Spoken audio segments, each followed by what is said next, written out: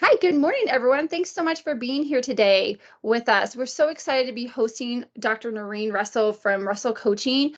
She is truly an expert on ADHD. She's going to be able to cover the topic in depth and provide educators and parents a lot of information to support their learners. So first of all, I want to go ahead and introduce myself. I'm Tammy Johnson from ESAConnection, and with us, I also have another team member, Cindy. Together, we make up half of ESAConnection team. We are so excited to have fully launched our network. ESAConnection is a network that's online, one spot, one place at www.esaconnection.com that is connecting parents and vendors for educational services throughout Arizona for all learners, no matter your school option. We are so excited for all the vendors that we have, all the resources, all the events. All educational events can be found in one place now on our website. We really, truly feel like we're going to be impacting education in a positive way, and more importantly, helping parents save time to find everything, and the ultimate goal is for us to be supporting learner success. So we're really excited to be able to finally have the website up and going and help parents connect as much as they need. So lots of resources on there, so make sure you go check it out. Parents can create accounts for free. It is free for parents, but you do need to have an account. So that way you can get connector points every time you log in. And also you can save your learners' searches every time you search. So that's really exciting, but you do need an account for that. So please go create your free account today. That would be awesome. The more parents we have on, the more vendors we have. So when you do need something, it will be there. All right, thanks so much. So I am really excited today for our topic, the right questions to ask before, during, and after an ADHD diagnosis. We have the amazing Dr. Norrine Russell from Russell Coaching. I'm going to go ahead and hand it over to her so she can start the content and we can just jump in.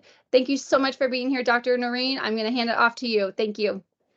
I am thrilled to be here because this organization, ESAConnections, is incredibly innovative, and most parents in Arizona and future states really don't yet understand how valuable the services that they're offering are right now and how much they will be. I am a mom in Tampa, Florida. My kids have been on our version of the ESA scholarship for a few years. And I'm going to be very blunt with you because I think there's a lot of room for improvement in these programs.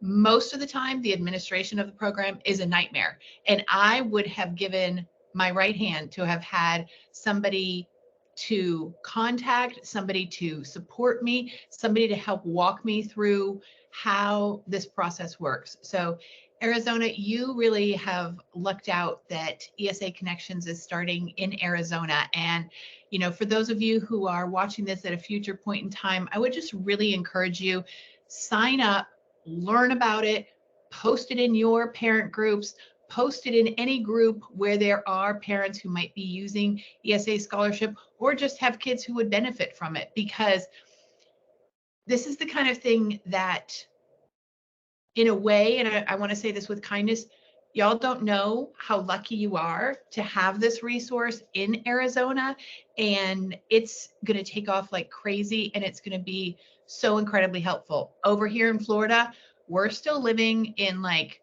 2005, where the primarily moms are helping each other on 6 or 7 different Facebook pages, and it's just a mess. So y'all are really lucky to have ESAConnections. So I just want to say that.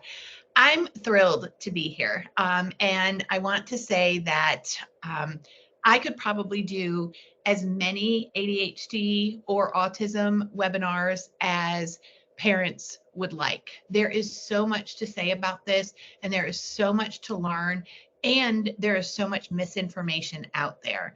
And so I'm thrilled to be here today. We're going to talk about some very specific topics today. And, if you have ideas for other presentations, put it in the chat or send an email to ESAConnections if you're watching this at a later point in time, because we want to know how we can help you better understand the neurology of your child or children. So, all right. Having said all that, what I would like to do is move forward here. We're going to talk today about the right questions to ask before, during, and after an ADHD diagnosis. This second slide, I'm not really going to pause on. Y'all can take a look at it when you get the slides or you download it. Basically, my specialization is child and adolescent development. I've always kind of worked within psychology and education, and I started my practice about 14 years ago, and we are now the largest student coaching practice for neurodiverse students in the country. So I'm really proud of the work that we do. Okay, so we're going to talk specifically today about how do we navigate this process of going from should I get an evaluation? What's going on? Is there a problem? Is there not a problem? And we're going to go all the way through figuring out what to do when you're wondering if you should have an evaluation, to what questions to ask during an evaluation, and then what to do with follow-up. So I want to start here. Getting an ADHD diagnosis is a singularly difficult thing to do. Why? Let's just take a look at a couple of other medical situations and draw some comparisons. Okay, broken arm. Kid breaks his arm on the playground. School calls 911. 911 does triage, takes him to the hospital. Hospital does an initial assessment, sends him for x-rays. Radiologist takes x-rays. Orthopedist reads x-rays. Orthopedist tells parents, the bone is broken, we're going to put a cast on it. Cast gets put on, follow-up appointment gets made, cast is taken off, script is given for physical therapy. I'm not saying it unfolds like that every single time there's a broken bone, but there is a very specific protocol and a very specific team of people who are involved in this situation. Okay, there's the doctor is in charge, the mom is comforting and connecting with the child. Okay, here's my point. At no point is the parent asked to assess if the bone is broken, if an x-ray is needed, learn how to put on a cast, determine how long the cast should be on, or how much physical therapy is called for. Those of you who have been through the ADHD diagnosis process know where I'm going with this. But I want to be really clear here. With ADHD, the diagnostic process is so much more complicated and asks so much more of us as parents. And that's why we're talking about this today. The parent is not the medical expert in this situation. The doctor is. Okay, let's do a second one. Does my kid need glasses? Fails eye exam at school or at the pediatrician's office, like the annual screening. Gets sent to the ophthalmologist or optometrist for a complete eye exam. Ophthalmologist or optometrist does a complete eye exam and determines if there's a need for corrective lenses or not. If there is a need for lenses, the doctor figures out exactly what lenses are needed. Parent, child pick out frames or get contact lenses. They pick them up a few days later and start wearing them. See, there's a doctor in this picture, a doctor in this picture who's doing the assessment, the diagnosis, and the prescribing. At no point is the parent asked, oh, well, do you think your kid needs glasses? What the power of the lens should be, where the center of the lens should be. The parent is not asked to be or expected to be the medical expert. So what I want to talk about first this morning is, why is this so complicated with ADHD? Why do those parents who wonder if their kid might have ADHD, or who've had a teacher suggest that their child might need to be evaluated, why is this so complicated? Okay. So many questions. Well, what is ADHD anyway? Why can so many different kinds of doctors diagnose ADHD? Who actually diagnoses it and how do they do it? What if it's just the teacher? And then, you know, this will be a great question that we'll all relate to. Doesn't every kid have a little ADHD? These questions that people have as they go through figuring out, does my child have ADHD and what should I, as their parent, do about it, are why we wrote the book that we wrote, which is called Asking the Right Questions Before, During, and After Your Child's Diagnosis. So what the book is and what today is about is sharing with you how can you become a better, more educated advocate for your child in the mental health, psychiatric, neurology realm so that you know what is happening and you know what decisions there are to be made, because it's a long learning process if you don't have a mentor or a guide or a friend or a fellow parent who's helping you. Okay. In a world full of information, opinions, and varying treatment options, a suspicion of ADHD or an actual ADHD diagnosis can be very overwhelming for parents. Questions such as, what is ADHD? What are evidence-based, scientifically valid treatment options available? When do I seek professional help? And with whom should I seek help? Are just a few examples of the many questions that most parents find themselves circling around as they attempt to navigate the complex world of ADHD. Parents find themselves struggling which way to turn, where to seek answers, and how to discern what is reliable information. I see this every day at my practice. Parents come, they are signing their child up for coaching. They could be in elementary school, middle school, high school, and the child could have been diagnosed 2 months ago, 2 years ago, a decade ago. And most of the parents that I see have not had enough psychoeducation on ADHD. So this is just, we're going to skip through this, but this is, again, why we wrote this book is I want to help parents know what questions to ask along the way so they can be empowered. It does not feel good as a parent to not know what you don't know or to not know what questions to ask. Okay. Nobody knows. And yet we as parents are asked to be the medical, school, and treatment experts on ADHD. This is wrong. It should not be like this. You are the expert on your child, but we should not be expected to be an expert on ADHD, or for that matter, autism, anxiety, dyslexia, dyscalculia.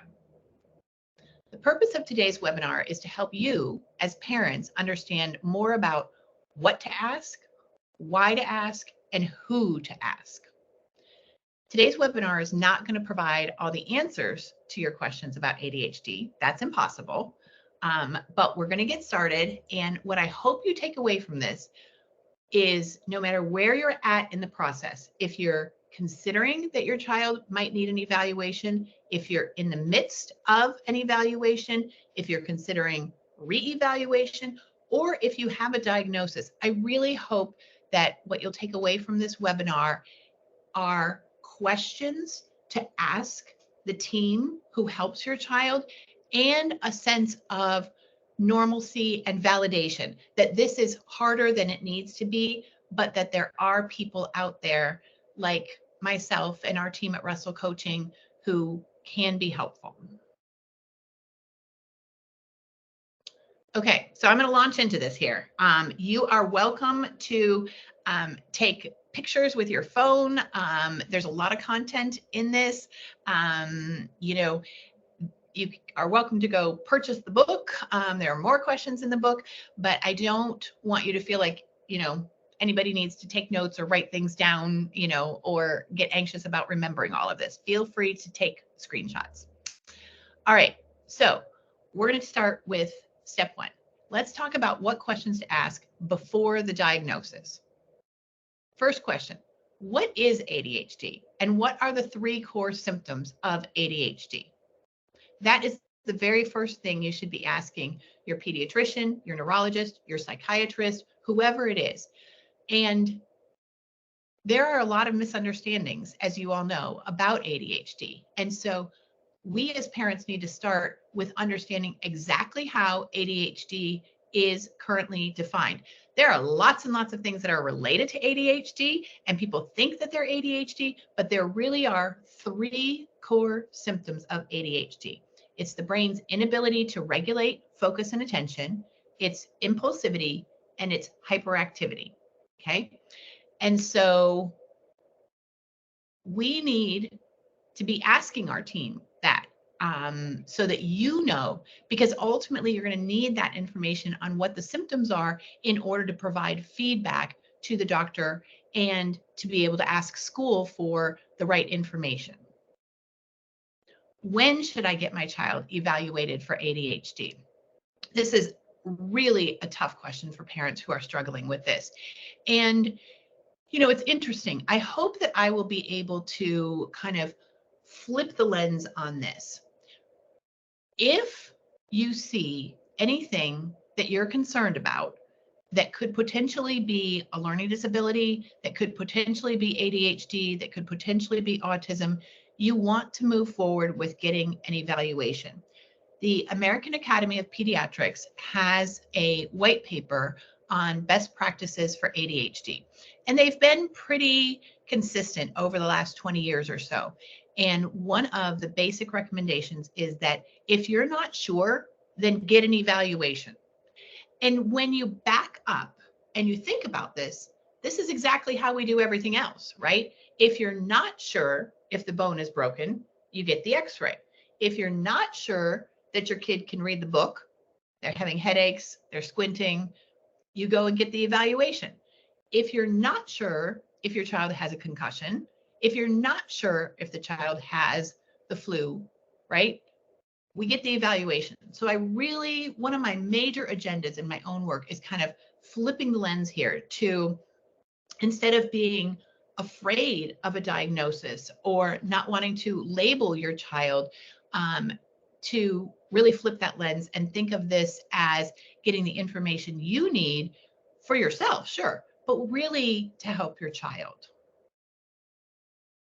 Who should I take my child to for an evaluation? This is one of the particularly tricky things about ADHD because there are many different medical professionals that can diagnose ADHD. The vast majority of kids in the United States are diagnosed by their pediatrician simply because there are so many places in the country where there is a real lack of a neurologist, a psychiatrist, a psychologist. But this doesn't help us as parents to know who should we go to. So the simple answer here is there are many medical professionals who can do an evaluation for ADHD, and they're all going to do that from their own lens. So a neurologist can evaluate, and they're going to look at this through a neurology lens. They're going to do brain scans. They're going to take a look at seizures. They're going to take a look at sleep. Those are the things they're going to rule out. A psychiatrist can evaluate ADHD. Okay, they're going to take a look at what else might be happening in terms of mental health. A psychologist can do a complete psychoeducational evaluation and give you lots and lots of information about how your child learns, how their visual processing is, how their verbal processing is, what their strengths are, what their weaknesses are.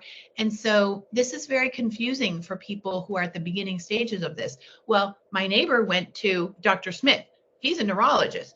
My neighbor went to Dr. Jones. She's a psychologist. Well, my neighbor saw her pediatrician, and the pediatrician referred them to the developmental pediatrician at the practice. It's so complicated to make sense of. The good news is that regardless of which field of medicine is evaluating your child, they are going to use the same criteria to evaluate your child. It's what's going to get ruled out and what additional information you're going to get that's going to vary based on the field of medicine. So you can take your child to a neurologist, a psychologist, a psychiatrist, and if you're one of the many, many people who are living places where there are not enough mental health services, start with the pediatrician. Should I wait or should I get an evaluation? This comes up all the time. And we hear people say things like, well, my child's going through a stage, or my child didn't really bond with that particular teacher, or I feel like some of this is, just the age, right? All I'm going to say is the American Academy of Pediatrics says, get the evaluation. If there are signs or symptoms, or you're not sure, or a teacher is suggesting, or your pediatrician is suggesting, or your neighbor is suggesting, or your mom, or your sister, or somebody else's sister, get the evaluation, because there is so much that you will learn about ADHD as you identify whether or not your child has it. If they don't have it, great, you've answered that question. If they do have it, then you've started the process of being able to advocate for that child and being able to put a treatment plan together. Does a diagnosis mean my child needs medication? So this is, again, a real sticking point for a lot of parents. Many of us as parents would prefer that our child not take medication. You know, I have run into, over the last 14 years, I would say 20% of parents initially have no concerns about medication. I actually myself fell into that category. We have the gift of really severe ADHD with my older son, and it was clear that in order for him to be physically safe, he was going to need to be on medication. He was doing things like jumping out of windows, jumping out of grocery carts, flying on the chandelier, climbing on top of the bookcase in preschool. And so the gift of that kind of severe ADHD is that, you know, you're not left wondering, well, can we kind of get along without medication? It's like, oh no, this child is going to end up in the emergency room another dozen times in the next 12 months unless we do something. What the American Academy of Pediatrics will say is that medication is first-line treatment. It is the most powerful tool in the toolkit of treatments. And what I would say is, if you or your co-parent or a family member has concerns about medication, that's a good thing. That's a really good thing. You're a cautious, involved, caring, loving parent. And educate yourself. Don't educate yourself by, looking up problems or, by being in parent chat rooms. Find scientific information about how stimulant medication is supposed to work, what it does, and how safe it is. Our world is full of misconceptions about ADHD, and our world is full of misconceptions about ADHD medication. If we have a little time at the end, and if she's willing, there's someone who's here today who I may ask to share a little bit of her story. So I don't think this is the question to worry about when you're getting a diagnosis. Are we going to need medication? It's something that you're going to have to educate yourself about and ask questions about. Okay, I'm going to take a breath here and just kind of check in. Is there anything up until this point that has been unclear or confusing? We are going to take any and all questions at the end, but I want to make sure before we move on to questions to ask during the diagnosis, if there are any points that have been confusing or unclear, that I just pause for a minute here. And I can't see the chat, so if someone would let me know if there's anything that I need to go back and address.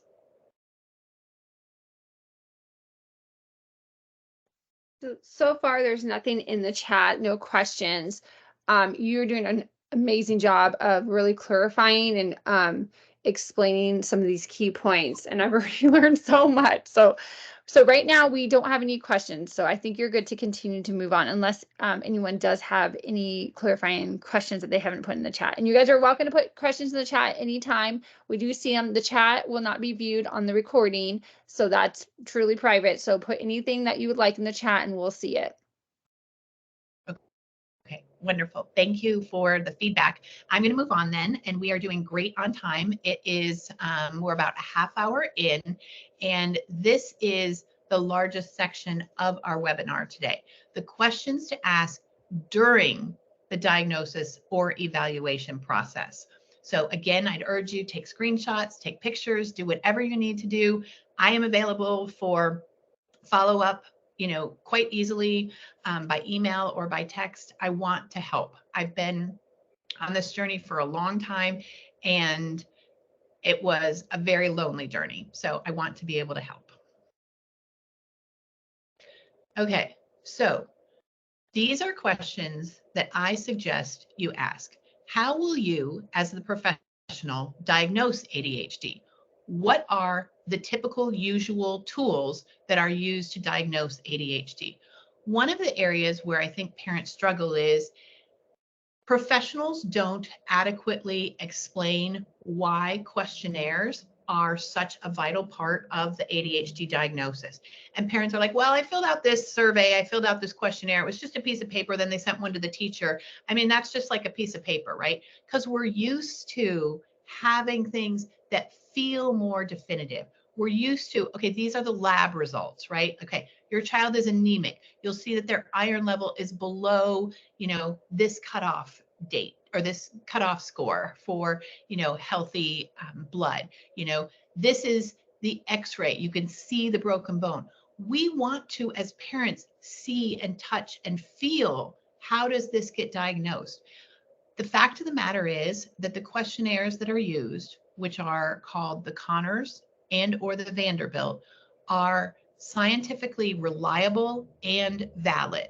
And so unless or until the professional explains that to you, it's easy to feel like, well, I just filled out some survey, that asked me, if he was hyperactive or impulsive. It doesn't feel like enough. What the professional should be doing is doing that questionnaire and ruling out other things. But it is absolutely essential that you ask whoever you're taking your child to, what are they going to do to diagnose ADHD? We're going to move on here because some of these questions are related. How likely is it that my child will be identified as having ADHD if they really don't have it? Again, I would ask this, like, what is the incidence of false positives? What I see more often than not is that ADHD doesn't get picked up on, either because the child is high achieving in school, they are reasonably compliant with teacher requests, they're more daydreamy than physically hyperactive. And so I want you to feel confidence in this diagnosis. Nobody wants to get a false positive, like, oh yeah, your kid has ADHD. Well, no, really they don't. So I would ask this question. It is much more likely that the diagnosis will be missed than that you will have a false positive. But if you ask this question, you'll feel good about it. Okay. 3, does my child have simple or complex ADHD? How will I know? So one of the major points that all parents of kids with ADHD need to understand is that about 1/3 of children with ADHD only have ADHD. Their ADHD didn't bring along a friend, if you will. I'm not really someone who has a great sense of humor, but this is how I've heard this explained, and it does kind of crack me up a little bit. In 2/3 of children and teens, the ADHD comes along with another friend: autism, anxiety, dyslexia, dysgraphia, epilepsy, other seizure disorders. And so I think as professionals in the field, we need to prepare parents for the fact that, the chances are more than 50% that in this diagnostic process, you may discover that there's a second thing going on, or you may already have that diagnosis, like a dyslexia diagnosis, and then find out, oh, there's also ADHD. So simple ADHD is when ADHD is the only neurodevelopmental diagnosis. Complex ADHD is when there are what people call comorbid diagnoses. And the most common ones would be seizure disorders, autism, mood disorders like anxiety, depression, learning differences like disorder in reading, writing, or math. So what you don't want is to get an evaluation and not have the professional looking at, well, what are the other things, right? And that can feel so overwhelming. It really can. But it's so important for us to support parents. I mean, us as professionals, to support parents through education. Because when you have the accurate diagnosis, then you can create an effective treatment plan. If you don't have an accurate diagnosis, you can't really create an effective treatment program. So we'll see kids at my practice, who have been identified as having anxiety, but the ADHD hasn't been identified. And we'll send them back and say, we think that it would be a good idea to get a comprehensive evaluation, or we'll see kids who have ADHD, but because really openly talking about autism is only starting to be acceptable, common, autism gets missed. Most psychoeducational evaluations don't screen for autism, even though it's one of the most common comorbid conditions. I'll share with you, and I have my children's permission to do so, that both of my kids were initially diagnosed with ADHD. Then both were identified as having anxiety and mood disorders, and third identified as having autism. And it was overwhelming and it was a lot. And they're both amazing human beings. They're going to be successful in life, but it has been a long and lonely road. So I'm here for support in the way of webinars, individual support, whatever I can do. You want to know if there's anything else that your child has in addition to ADHD, and you want to know how the professional evaluated that. Are there other conditions that are likely to coexist with ADHD that I should be aware of and monitoring for? Sometimes what happens with the ADHD autism combination is that once you get the ADHD symptoms under control, the autism becomes more clear. That's certainly what happened with my son, is when we had the ADHD under control, there was still a fair amount of behavior that wasn't typical, wasn't helpful, and so his ADHD was diagnosed at age 3, and his autism was not diagnosed until age 8. And frankly, nobody told me in all that period. We just kind of went around seeing psychiatrists, seeing, psychologists. Nobody ever sat me down and gave me the big picture. And that's what I want to do for you today. Okay. What is ADD and how does it relate to ADHD? Okay. This is, don't ask me to explain why this makes sense. It doesn't make any sense, and I'm sure it will change. The psychiatric manual used to have something called ADHD and ADD. The ADD was ADHD without the H, without the hyperactivity. Then the group of experts that most recently did the book of diagnoses said, it's too complicated to really figure out, and we don't really need 2 diagnoses. We're going to put everything under the diagnostic category of ADHD, and we're going to say that kids have ADHD with or without hyperactivity.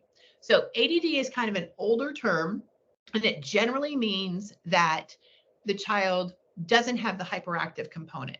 Now, interestingly, and I think this is fascinating, if you have a kid who has ADD or has been diagnosed as having inattentive ADD, it is really fascinating to see, is the hyperactivity manifesting itself in other ways? Like, we think about the kid who's running around the room, right? I mean, that was my kid. It was clear that he was hyperactive. I mean, he climbed on the chair, on the table, up the bookcase, and sat on top of the 6-foot tall bookcase. It was clear that he had hyperactivity. My daughter, also very clear that she was physically hyperactive. What we don't know sometimes is that kids can be verbally hyperactive, on and on and on and on, and never stop talking and talk and talk and talk and talk and talk. They can also have a feeling of restlessness inside, and that is categorized as hyperactivity. So it's not as easy as we think to really diagnose if the hyperactivity part is there. What I think is fascinating about this is there is a very clear subset of people, and I'm going to talk about kids and teens, who do have inattentive ADD, and there's starting to be some conversation that maybe that really is a different kind of disorder. I've heard people talk about sluggish cognitive tempo. I've heard people talk about, the name is escaping me right now, but another phrase that kind of indicates that what the person is really struggling with is that it's not that the brain can't focus where it needs to focus, it's that the tempo of the brain is just very slow, daydreamy, and inattentive. So if you have that diagnosis, I would just encourage you to, ask whoever is your treating team, what do we know about ADD in the last 3 or 4 years? What is the difference between a school evaluation and an outside evaluation? So a school evaluation is going to determine if your child is eligible for services. They are going to talk about and I hate this word with my entire being, they're going to talk about the behaviors they see. They're going to talk about present level of performance. They're going to talk about academic challenges. Okay. A school evaluation doesn't give you a medical diagnosis.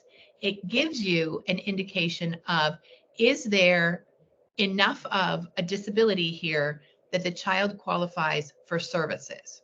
Now, do we ultimately, as parents, can we draw the inference that if the child has trouble focusing at school and needs extra prompting and they need preferred seating and they need some extra time in a quiet room? Yes, you can draw the conclusion that that sounds like ADHD. What for most people it's going to say on the report is the child has trouble focusing. Okay. An outside evaluation, a medical or a psychological evaluation, is going to give you a diagnosis. Now, in Florida, and I'm just going to briefly speak to this, we can qualify for the Florida ESA with either an IEP that's based on either school evaluation or outside evaluation, or a medical diagnosis.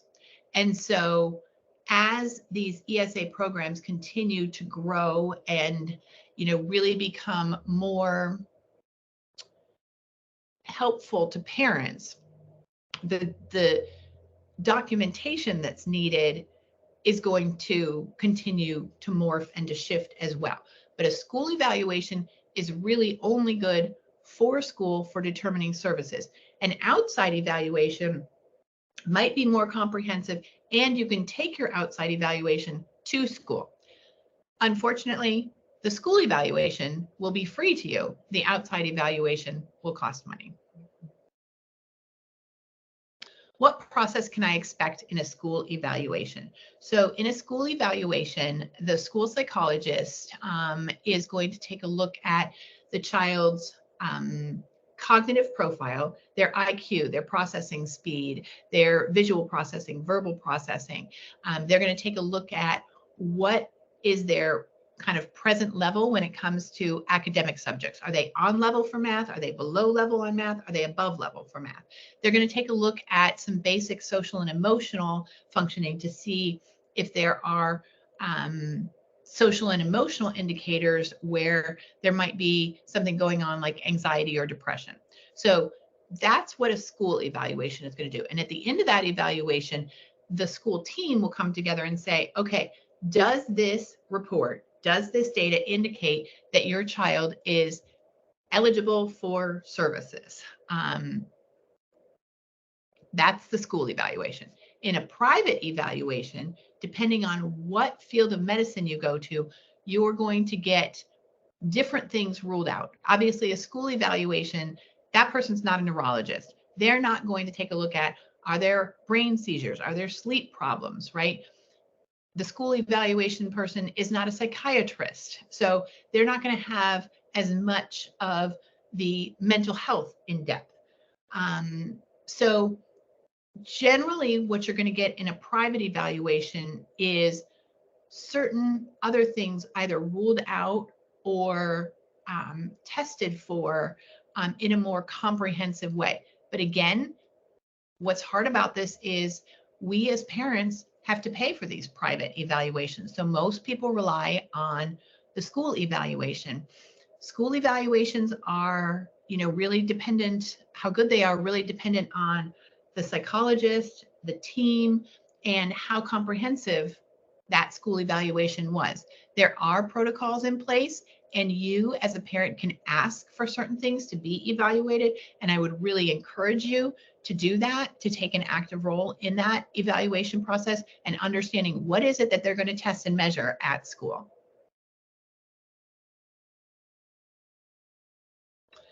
Okay, what is an IEP?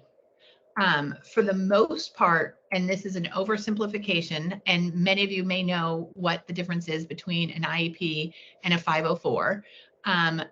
Generally speaking, and there has been a lot of movement to muddy the waters here, an IEP provides services. So it provides extra teaching. It provides one-on-one services. It provides speech. It provides counseling. A 504 plan creates accommodations. So your child is still doing the same things as the other students. They simply have accommodations. They might have, a desk of their own, somewhere quiet in the room. They might have, extended time for homework or for tests, but they're not getting services. This is a very complicated thing to understand in the beginning. And what I would say is there are some great websites that really clarify this. And I would urge you, if you're not sure what to do and you're not sure what you should be asking for, contact an advocate. IEP advocates are the most amazing people, and they will help. And most of them provide, an initial free consultation. Okay, so the difference is services or accommodations.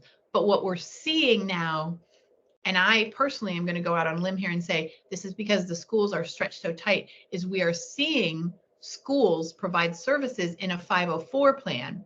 If I was to have a very skeptical idea about that, I would say for the school, putting them in the 504 plan means they're not really legally accountable for them in the same way that they are in an IEP. So I myself was very upset when my daughter was determined to not need services, but then got services under her 504 plan for counseling. And I was like, she's getting services, she should have an IEP. Sometimes it doesn't matter, but sometimes it does matter. And for those of us who are looking at scholarships, sometimes it matters a lot. Is ADHD considered a learning disability? Technically, no. Does it affect a child's learning? Yes, but it is not technically considered a learning disability. The learning disabilities are learning disability or learning disorder in reading, writing, or math. What is executive functioning and what does it have to do with ADHD? So this is what we do at my practice. We do executive functioning coaching. We do learning and study skills coaching. We do social and emotional skills coaching. And all of that is really linked back to executive functioning. Executive functioning is simply the latest buzzword for a set of life skills that all of us needed growing up and that all of us need on a daily basis. So it's the ability to plan. It's the ability to prioritize. It's the ability to start work, to finish work. And so there are several different models of executive functioning, but generally there are between 8 and 11 skills that are included in this. And there's a lot of buzz right now about executive functioning because what people want, I think, is to think, well, these are skills that we can teach any child, and then they won't have such a hard time because they have ADHD. Well, the bottom line is that medication and executive functioning training or coaching do two different things. But executive functioning is just the buzzword over every part of education and lots of mental health. And it's because we want to be hopeful. We want to teach children that they can learn to manage time, that they can learn to start homework that they don't want to do. And yes, I see it all the time. We see about 150 students a week for executive functioning coaching, and many of them make progress. But it is not an easy solution, and it is not something that can be taught quickly, especially for kids with complex ADHD. So my only, I guess, words of wisdom there would be to understand that executive functioning training and skills is a long-term process, and the demands for executive functioning ramp up as you go. So my children are now 13 and 15. What they're being asked to do in high school requires a lot more executive functioning than middle school. They both have a coach from my practice that they see a couple times a week because they don't think I know anything about how to help them with school or how to help them manage their time or how to help them start the paper that they don't know how to write. this is where I think what we do makes such a critical difference, is that when you can teach these skills and support them in a way that it makes sense for that student, right? You figure out what time management system works for that student. You figure out what does that student need to push through the last 10 vocabulary words, right? Then we can make a big difference. And I see it all the time at our practice. We have some pretty amazing statistics we gathered this fall. 93% of our parents state that their students' executive functioning skills have improved since working with one of our coaches. And 92% of parents say that their kids enjoy coming to coaching and learning these skills and feeling more competent at school. And I think that also helps to decrease some anxiety and possibly some depression. So those are some, very rewarding statistics that we've gathered on our method, which is called connected coaching. But these are skills that need support. They need individualization to teach. And I would love for them to be an easy solution, but I think it's more complicated than that. But have hope, because it is possible. If my child is prescribed medication, what can I expect? Okay, so this is a question you're going to ask whoever's doing the evaluation, okay? And different people are going to have different answers to it. What we know from the scientific medical literature on ADHD is that it can take easily 3 months to find the right dose and the right duration. We know that parents get very discouraged during that time, and most parents are not given the explanation that ADHD medication is required to start out with a very small dose and titrate up. So parents, rightly from their point of view, draw the conclusion like, oh, the doctor's just throwing more medicine, it's just increasing the dose. But that's actually how it is supposed to be done, because we don't know yet what level of medication is going to be effective for an individual child. We know that stimulants are incredibly effective, but we don't know if this kid is going to need 5 milligrams of Focalin, 10 milligrams of Focalin, 20 milligrams of Focalin. That is still very much an individual process. And so I think this is a key takeaway from today. Don't be discouraged. Expect that your doctor is going to increase the dose. Expect that your doctor might try other medications, and expect that you're going to have some side effects when you get to an effective dose. And so, is this a complicated topic? Yes, it is. Is it something that people absolutely have strong opinions about? Yes, it is. What I intend to do today is to lead you in the direction of looking at science-based and evidence-based answers to how do physicians, medical doctors, manage medication so that you as a parent know what to expect so you don't get discouraged. That's what I want.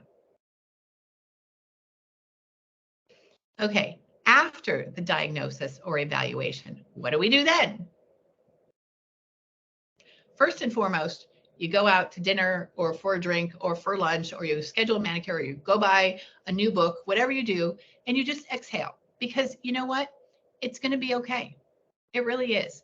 I do a lot of parent coaching, and I myself am a very anxious parent of 2 complex kids. But one of the things that I have learned over the years is that it is okay. It's going to be okay. Your child is okay, and you are okay. It's sort of become,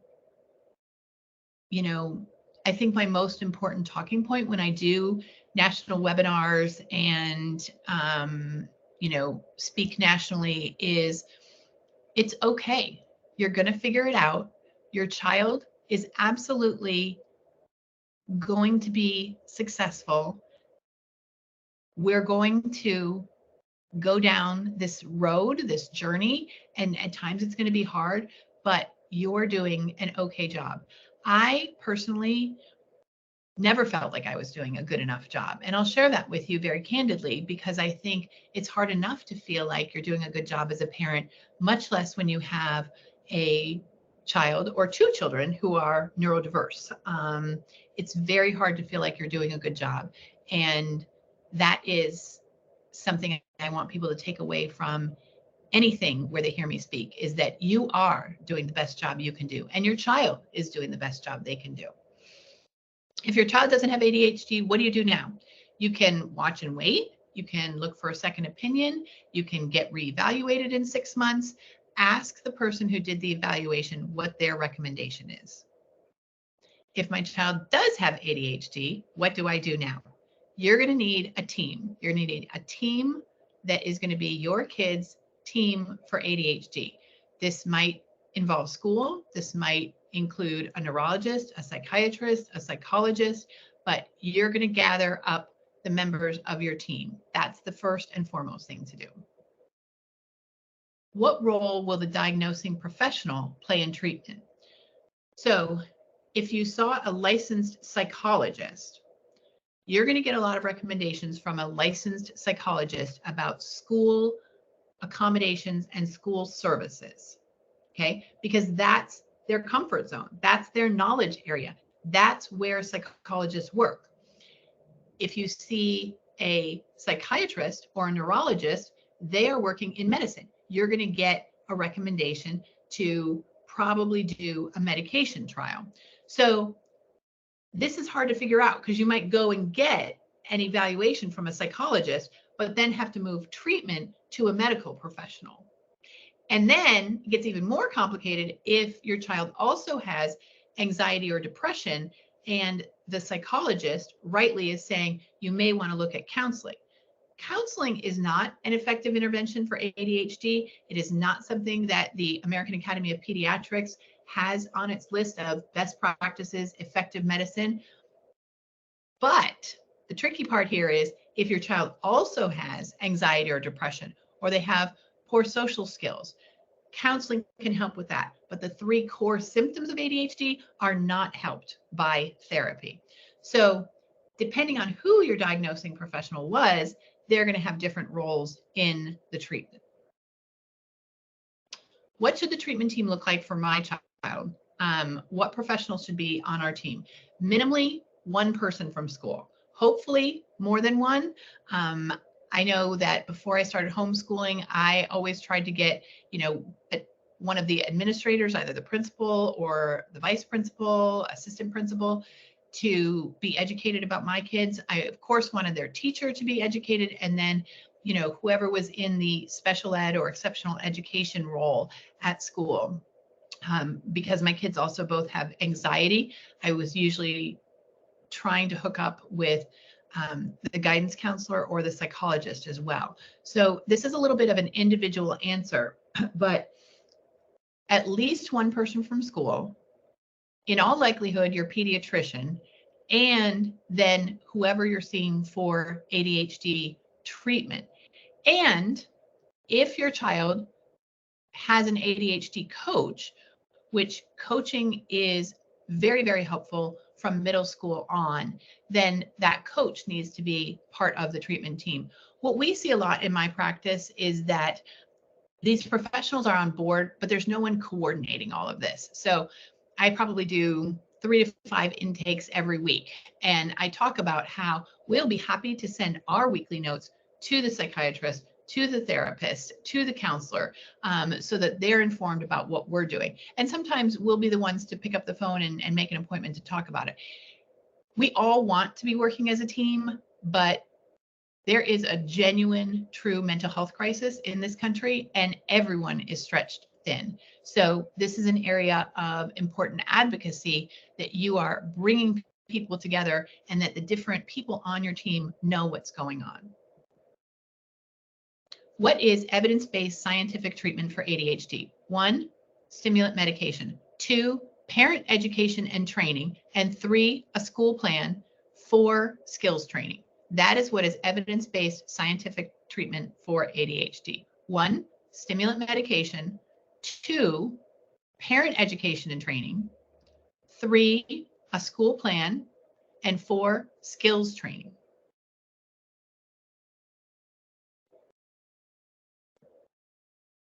Who can prescribe and manage medications? Anyone who has a medical license can do this. Your pediatrician can do it, a neurologist can do it, a psychiatrist can do it, often a nurse practitioner can do it. So the one thing to know, I guess, is that a psychologist can't do it. A psychologist works in the field of psychology, and someone who has a license to practice medicine can prescribe and manage medications. Why are there so many ADHD medications? You know, this is fascinating. There are so many ADHD medications because we still don't know yet from a scientific point of view what makes a child or a group of kids respond well to this medication or to that medication or to this dose.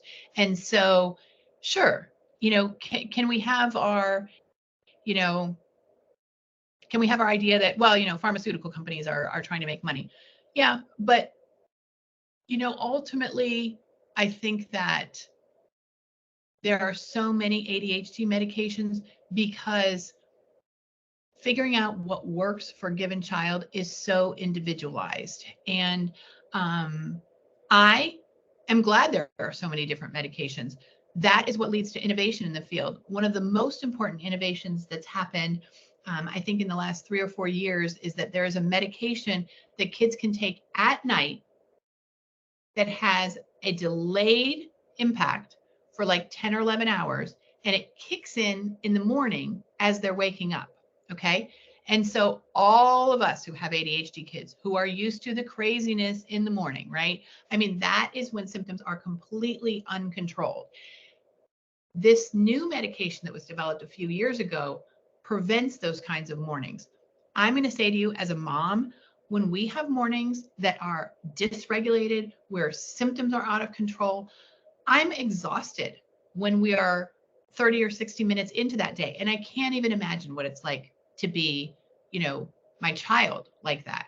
So I'm going to stay on the positive side of things and say there are so many ADHD medications because so many people are trying to figure out how best to help. Is there a profit motivation? Sure. But there are people out there who are trying their best to get better treatment results for ADHD. Which one is best for my child? I have no idea. No one can tell you that. All you can do is work with your provider to try different medications. This is very frustrating. It just is. And reach out for support when you are going through this process of working on dose or duration or the actual medication, because it's frustrating. No one is going to be able to tell you this is what's best. In antibiotics, for example, we know which antibiotics are good for which kinds of infections. Then we look up your child's weight, right? That's what you see the doctor do. The same is not yet true for ADHD. So no one is going to be able to tell you. I'm in all these groups where people are like, well, what do you think about Adderall? What do you think about Vyvanse? And parents are chiming in. And it's like, the answer really is, it's going to depend on your kid. There is no one ADHD medication that is best or right or works best.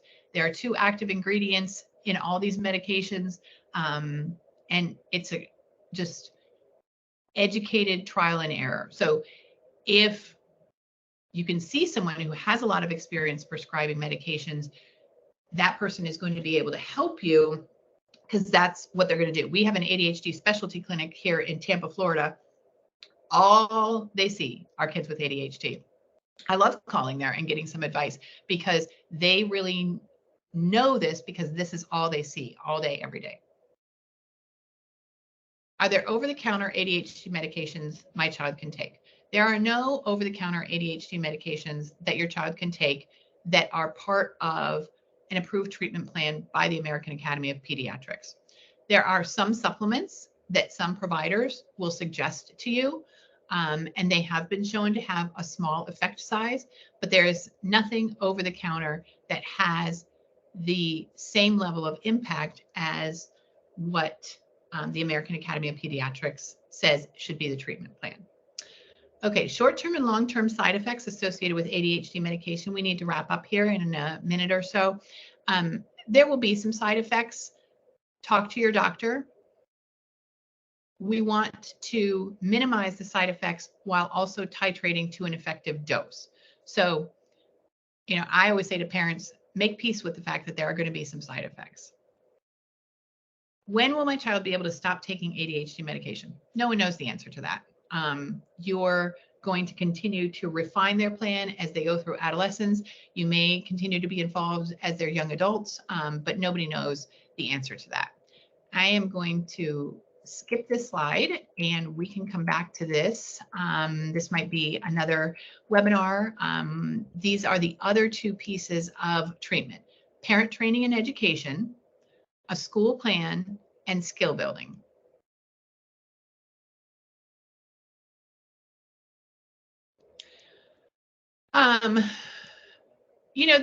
This is a lot to tackle in here. I think probably the question on here, and every single one of these questions is going to be in the slides you receive and is in the book. But I think here, the question of how do I explain my child's diagnosis? I always rely on the fact that each of us is made differently, wired differently. You have strengths. Everyone has strengths. I'm not a big fan of, a heavy-handed, you have ADHD approach. My kids know their diagnoses. They know what symptoms are associated with their diagnoses. I think knowledge is power.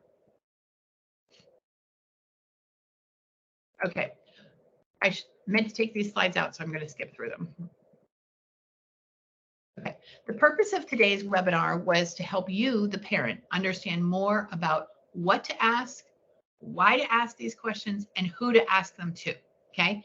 I wish I could give you answers to all of your questions. I wish I had all the answers. I really do. I wish that we as professionals did a better job educating parents. I'm passionate about this subject, but today, the time that we spent was really about helping you shift into a mindset where you become an advocate for your child, where you understand that there's a lot of misinformation and you seek out scientific information so that you can be leading the team, which is ultimately what you're going to do.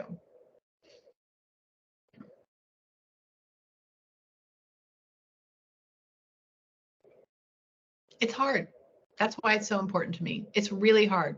I'm struggling mightily with my 15-year-old son and getting effective symptom control. He just went and had some vocational training, some testing for vocational training, and his attention is so incredibly poor right now, even on medication. And so it's important to me because I know what it's like to live with ADHD. And it's important to me because I see how many misconceptions there are about ADHD. And it's important to me because I see kids getting labeled as having behavior problems when what they really have are untreated symptoms. Okay. So with that, I'm going to wrap up. I think I'm wrapping up sort of on time here. And then I am happy to entertain questions, comment further on things. Any questions, any comments, concerns, things we want to talk about, especially, from, our host today. You talk with parents who are dealing with ADHD. So if there are questions that, even though that person is not here, that you think it would be helpful for us to address today, I'm happy to do my best. I don't have all the answers. Yes, actually, I have such a question. I have several clients and I have some friends of adopted children who have had drug exposure. And along with that comes a lot of executive functioning challenges, and often they also get an ADHD diagnosis with that. So I kind of wanted to bring that up for a discussion point because it's a really huge challenge. The social immaturity, the impulse decisions, especially with everything we're faced nowadays with social media and just the culture and everything like that. Sometimes it's a challenge for our teens with those extreme ADHD challenges and executive functioning to say no to, even though that's not their morals, that's not their values, that's not, their character, the impulse control is just so high. And so I just wanted to bring that up. Like, what have you seen? What is your research? What's your knowledge about individuals who've had drug exposure and the impact of that? Because I feel like they have much stronger executive functioning challenges than those without. So I just wanted to kind of pick your brain and get some information on kind of that topic. Yeah. No, I'm sure you are 100% correct that would be something that we could expect, that either with drug exposure or with trauma, or the combination, that we would see challenges with executive functioning. We don't have a particular specialization in that at Russell Coaching.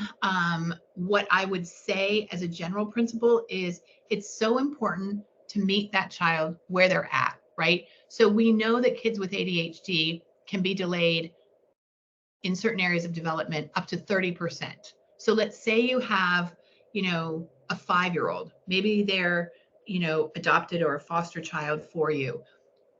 You lop off 30% of that, and we're really talking about a kid who's more like 3.5.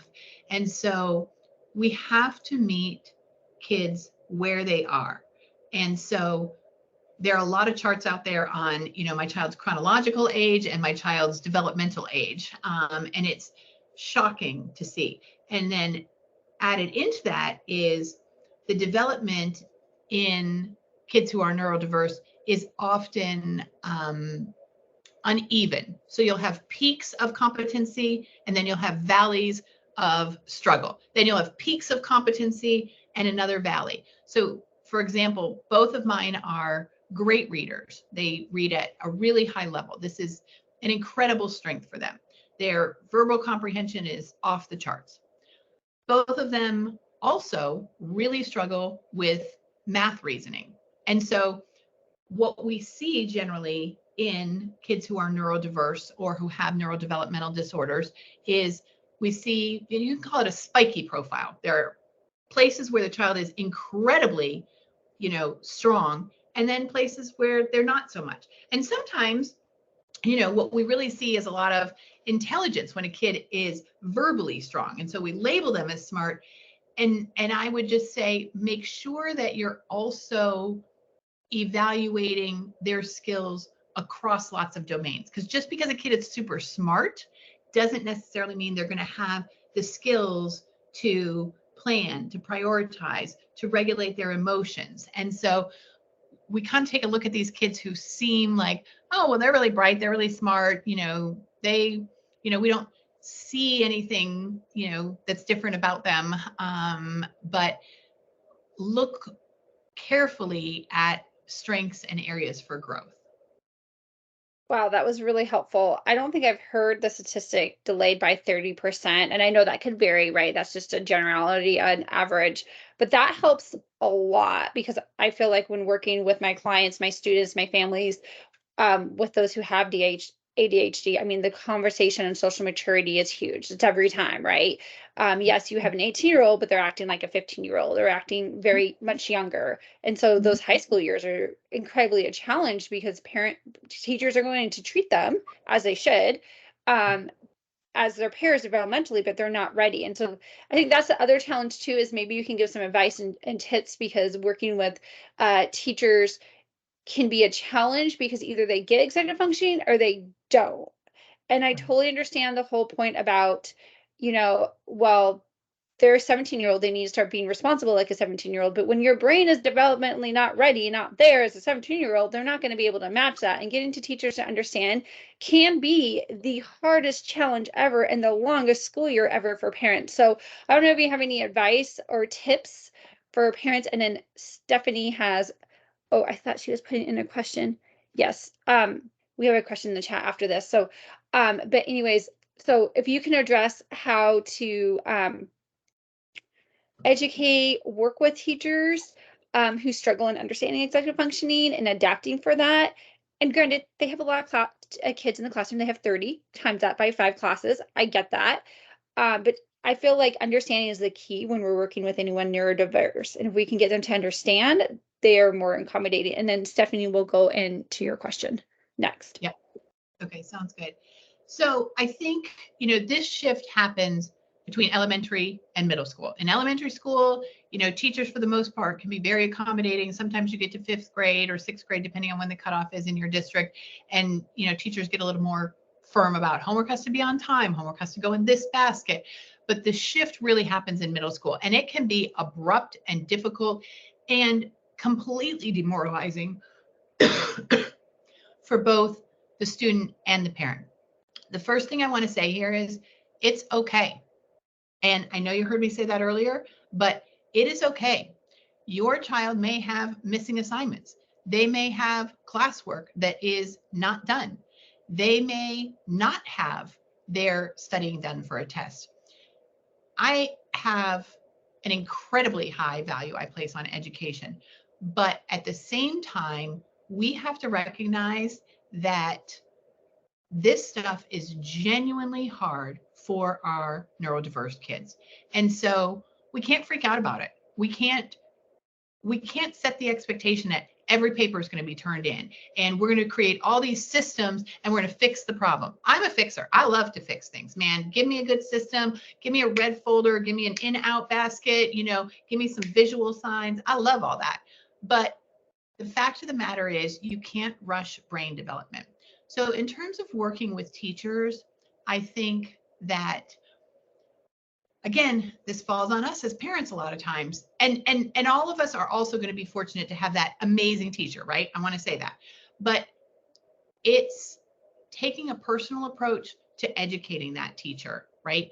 That these are the kinds of things the student struggles with. And if you get the answer of, well, my other 29 students do it, or it just has to get done that way, that's when you need to go back to your 504 or your IEP. So generally speaking, start with the personal conversation, take in an article or two. Teachers don't get much training at all about ADHD and neurodiversity. And then if you get the answer of, well, it just has to be done this way, elevate it. Awesome. That helps so much. Okay, so we have a great question in the chat. Okay, so my oldest ADHD, ODD, anxiety, and also gifted, will constantly struggle with work refusal and defiance of authority. So how do you find that happy medium of the win-win with getting your child motivated to do what they need to do? It's a really good question.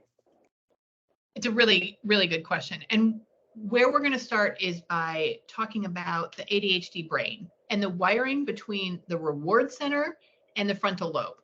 And what we want as parents is for our kids to think about, oh, what do I need to do? And then for their reward center to light up, right? Like on a game show. Oh, I love the feeling of getting my homework done. I love the feeling of a clean backpack. We want those neural pathways to be really strong. Unfortunately, in ADHD, the reward center, the motivation center, is a little sleepy. It's just a little sleepy.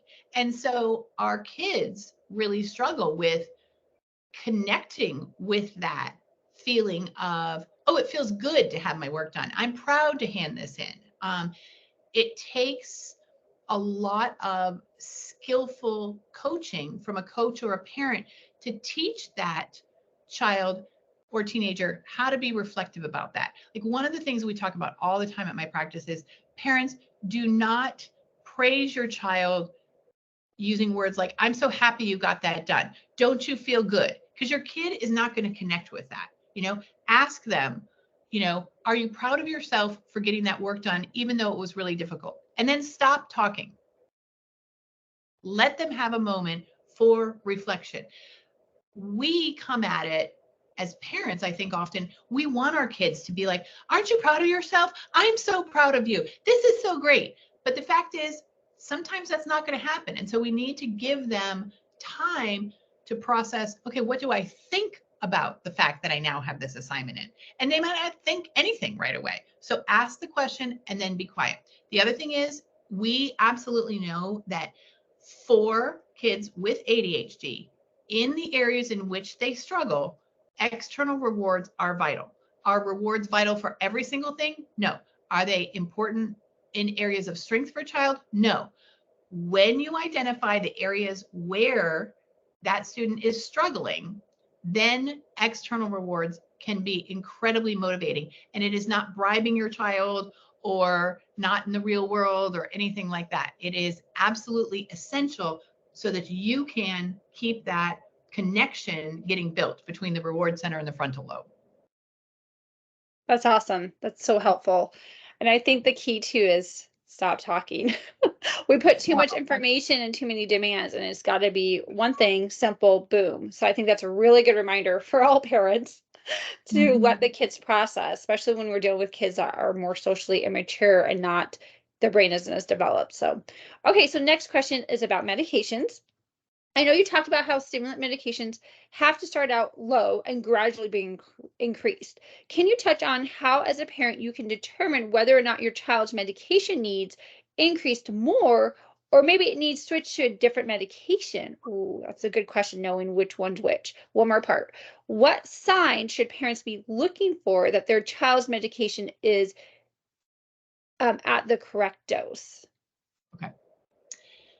Okay. So what I would urge every parent of a kid with ADHD to have is a tool that is a symptom tracker. There are lots and lots of symptom trackers, but let me draw the analogy. If I have high blood pressure, I'm going to go to the doctor. The doctor's going to diagnose me with high blood pressure. If the doctor puts me on medication, the doctor's then going to ask me to take my blood pressure at home every day for like 2 weeks, right? And fax the log in. I mean, fax the log of those blood pressure readings to the office so they can look at it. Everyone, I think, is familiar with that kind of situation, right? If my cholesterol is high, I'm going to get my blood drawn every month, right? We kind of don't always know what we're looking for ADHD, especially when this has been sort of our norm, right? And so there are lots and lots of symptom trackers out there. We have one on our website. I don't think ours is necessarily, superior to anyone else's, but I would use a symptom tracking form and look at the data. So the symptom tracking form will, ask you kind of like, about symptoms of hyperactivity, inability to focus, and impulsivity. And you can record that on a daily basis, and then you can take that to the doctor.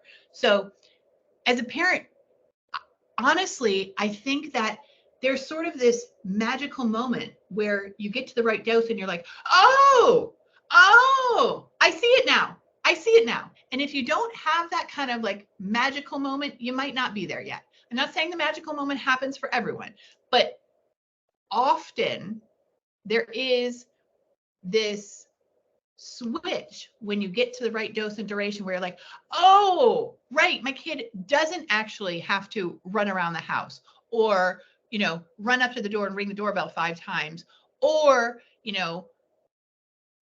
whatever, is going on.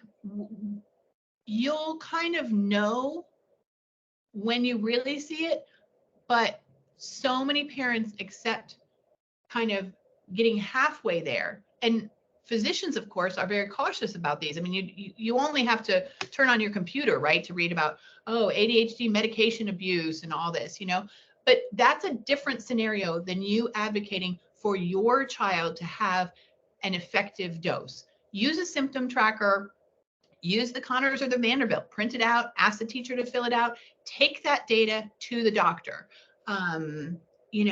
Don't rely on the day of the doctor appointment. Well, how do you think they're doing? I don't know. Yesterday, they broke a window. The day before, they got an A in science.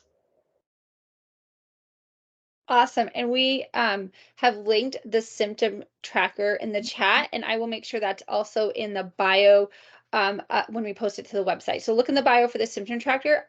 I don't know why I never knew those existed. That that's incredibly helpful. I'm so glad that you guys had that resource and you brought that up, because you're right. It's data-based, and doctors and everyone involved with the medication side, it's going to, I think, be more responsive, right, when you have the data. So if you have some sort of that, then they can look at it too and analyze it, because the data will speak for itself, right? They'll see the patterns. So I think maybe doing something like that, a database thing, is going to be a lot more effective. I do too. And Tammy, you know, for those parents who are raising kids with complex ADHD, you can barely keep it straight in your head. I need to write it down somewhere. I need to rate that day those symptoms, because I'm living in chaos. Very true. All right, we are ending our time, but we have one more question. I think this is a very important one. So when it comes to intervention, can you tell us the difference in when a child needs a tutor versus when they need an executive functioning coach? Like, what's the difference? When would one be needed over the other? I know you've mentioned that Russell Coaching, you guys are doing coaching, not tutoring, as your form of intervention. So if you can touch on that and kind of talk about the differences, I think that would be really beneficial. Thank you. I will, and I'll try to be quick. Many parents anywhere in the country do not know that ADHD coaching is available for their kids. People don't know that you can have a coach for a middle school or a high schooler. And that is an important piece of information to get out, because often that's the missing piece of it, right? And the parents are trying to, remind the kid of the assignments. The parents are logging on to the school portal, and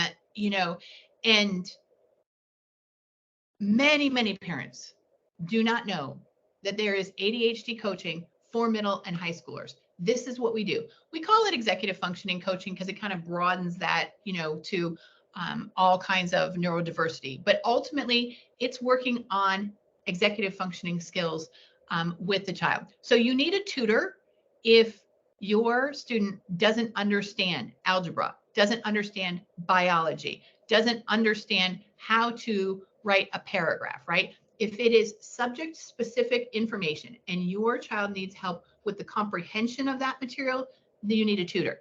If your kid doesn't get their homework done, doesn't do their work in class, doesn't study for the exam, is checked out, is unmotivated, is feeling like school is worthless, feeling like a failure, that's when a coach can help, right? And so this is who we see, kids whose executive functioning skills are not at the level that they need to be in order for them to be successful, but they have the intelligence, right? And they have the desire and they have the motivation. And sometimes they've gotten a lot of really negative messages. So a tutor should be for when you need help understanding and comprehending, right? But an executive functioning coach can help with all of the aspects of how to manage school, how to learn how to manage life. So I think tutors are great. Many of our kids have tutors and a coach. But I really hope that in the next, 2, 3, 5 years, parents understand how much an academic coach can help their ADHD kid in middle school or high school. So we don't get to the point of college where they're not making it through the first semester, because doesn't have to be like that. Awesome. Well, we really appreciate you today talking to our parents and educators about ADHD, just a wealth of information. So thank you so much. We really appreciate you.